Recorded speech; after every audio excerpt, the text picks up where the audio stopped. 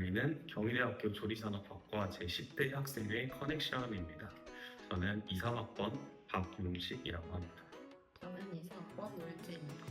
저는 이사학번 엄다정입니다. 저는 이사학번 예지연입니다. 네, 이번 영상은 내년에 입학하게 되실 예비 신입생 분들과 조리산업학과 입시를 계획 중이신 분들을 위해서 준비한 학과 소개 Q&A 영상입니다. 다들 입학 전에 어떤 것을 준비해야 하는지, 입학 후에는 어떤 생활을 하게 되는지 궁금하지 않으셨나요? 네, 네, 그래서 저희가 입학 전에 준비해야 할 항목들과 입학 후 조리산업학과 생활에 대한 내용 총 두 파트로 나누어서 영상을 구성해 보았습니다. 그럼 본격적으로 재직자 전형과 조리산업학과에 대한 소개 먼저 진행해 보도록 하겠습니다. 먼저 조리산업학과에 입학하기 위해서는 다양한 수시 전형 중 재직자 전형으로 지원을 하셔야 되는데요.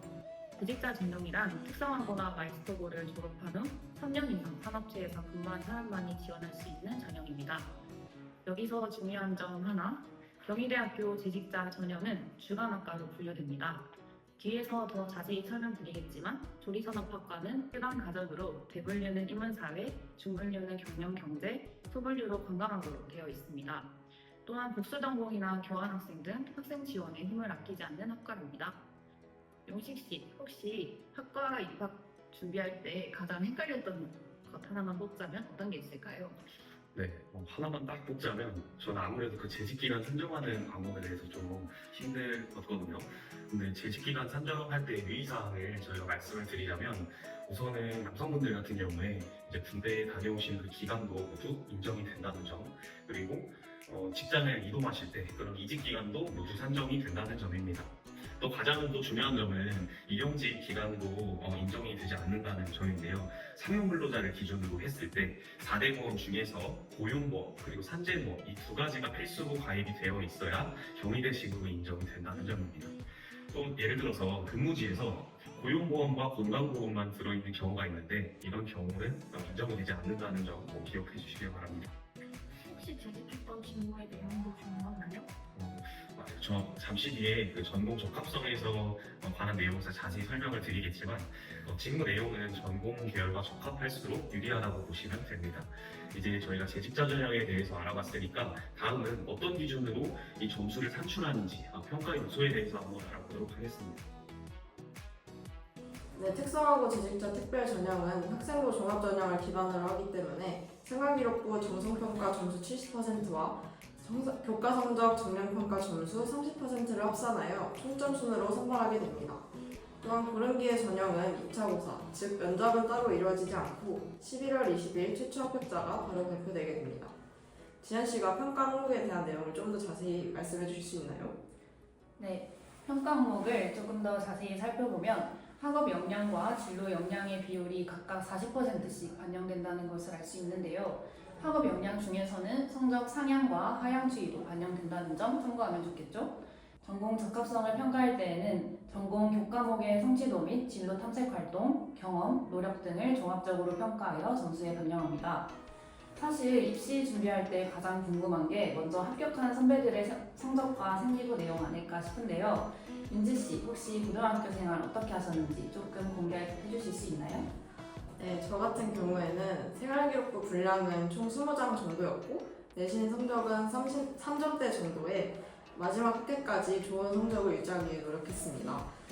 비교 과목의 경우에는 전공계열 성취도는 거의 A대를 유지했었고 임원 활동은 한 학기 동안 학급 부회장과 3년 동안 한식 동아리 회장 역할을 맡았던 경험이 있습니다. 그 외에 교내에서 진행하는 진로 탐방 자치 활동, 성적 향상을 위한 스터디, 그리고 취업 관련 체험 활동 프로그램 등 최대한 많은 활동에 참여하기 위해 노력했습니다. 오, 정말 성적 관리부터 동아리 활동까지 다양한 교내 활동을 하셨네요. 그럼 이쯤에서 꼭 짚고 넘어가야 할 내용이 있는데요. 바로 학생부 종합전형 블라인드 항목입니다. 23년부터 자기소개서의 폐지가 이루어졌고 지원자 및 출신 학교를 식별할 수 있는 모든 정보를 기재할 수 없게 되었습니다. 또한 자격증을 포함한 수상 경력과 창의적 체험활동 등의 항목 또한 모두 블라인드 처리됩니다. 세부 능력 및 특기사항 같은 경우에는 방과 후 활동, 발명, 영재 교육이 포함되어 있거나 고급명이나 이름이 포함된다면 블라인드 처리 후 첨부하셔야 합니다. 또 독서활동 상황 또한 전체가 블라인드 된다고 생각해 주시면 됩니다. 앞서 다른 분들이 평가 요소에 대해서 자세히 설명해 주셨는데요. 그럼 실제 입시 결과를 기반으로 성적 분포도 그리고 비전공자 비율 등에 대해서 조금 더 자세히 말씀드리도록 하겠습니다. 먼저 조리산업학과의 성적 분포도는 1등급 때부터 4등급 때까지 다양한데 평균적으로는 3등급 때 학생들이 입학하고 있는 것을 볼 수 있습니다. 해마다 경쟁률과 등급 평균이 올라가고 있는 상황이니 미리 준비하고 계신 예비 경위인들은 2등급 때의 성적을 준비해 두는 것이 좋겠습니다. 네, 그렇기 때문에 3년간 근무할 직장의 분야 또한 전공에 맞춰 준비하는 것이 더 유리합니다. 그렇지만 전공과 다른 분야에 근무하셨다고 해도 지원을 늦출 필요는 없습니다. 비전공자의 비율도 많기 때문인데요. 전공, 비전공자의 비율은 대략 7대 3으로 공무원부터 보건계열, 디자인 전공 학부분들까지 다양한 전공을 가지고 있는 경우가 많습니다. 혹시 입학 통지서를 받고 가장 기대되는 일이 있었다면 어떤 게 있었을까요? 저는 아무래도 지루한 직장 생활에서 벗어나서 새내기가 된다는 점이 가장 설렜어요. 학교 축제나 동아리 활동 같은 대학에서만 즐길 수 있는 활동들이 가장 기대되었던 것 같고, 또 한편으로는 일학습을 병행하게 될 수도 있는데 수업 방식은 어떻게 진행되는지 궁금했던 것 같아요. 네, 저 역시도 기대되고 궁금했던 점들이 참 많았는데요.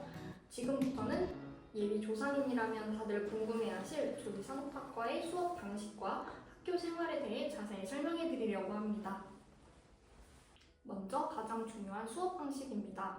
앞서 설명드린 것처럼 저희 학과의 시간표는 월목 오후 7시 30분부터 9시 45분, 토요일은 오전 9시부터 시간표에 따라 오후 6시 45분까지 수업을 듣게 되는데요. 해당 시간표에 전공 과목 혹은 교양 필수 과목을 배치하여 재직자분들의 스케줄 관리 및 학교생활 부담을 줄이고자 하고 있습니다. 교양 필수 과목의 경우 등교하는 목요일 오후, 토요일 오후 시간을 수강할 수 있도록 후반대 재직자 전용반이 따로 개설되어 있습니다. 마지막으로 4년간의 학교 생활을 마친 뒤 진출할 수 있는 진로에 대해서 소개해드리도록 하겠습니다.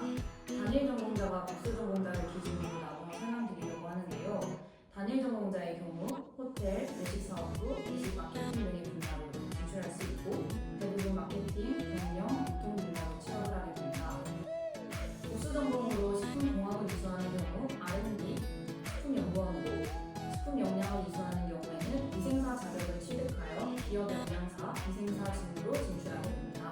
네, 이외에 또 대학원 진학을 통해 전공을 심화하여 학습하는 취업하는 경우, 또 유학을 통해 해외에서 꿈을 펼치는 학우분들도 계시니 학교 생활을 하시면서 자신의 희망 진로에 따라 복수 전공 혹은 대학원 진학, 또 유학도 생각해 볼 수 있을 것 같습니다. 네, 이제 저희가 준비한 교내 정보는 이쯤에서 마무리하려고 하는데요. 영상 마무리하면서 다정 씨가 대표로 선배로서의 조언 한마디 해주실 수 있나요? 그럼요. 네. 경희대학교에서 대학 생활을 즐기며 학문적 견문이 넓어질 수 있었으면 좋겠습니다. 학교 이름을 보고 선택하기보다 여러분들이 사회에서 실무를 겪으며 어떤 전공이 나와 맞을지도 생각하고 과를 잘 선택하시길 바랍니다. 언제나 열정적인 여러분들을 응원합니다. 경희대학교에서 만나요.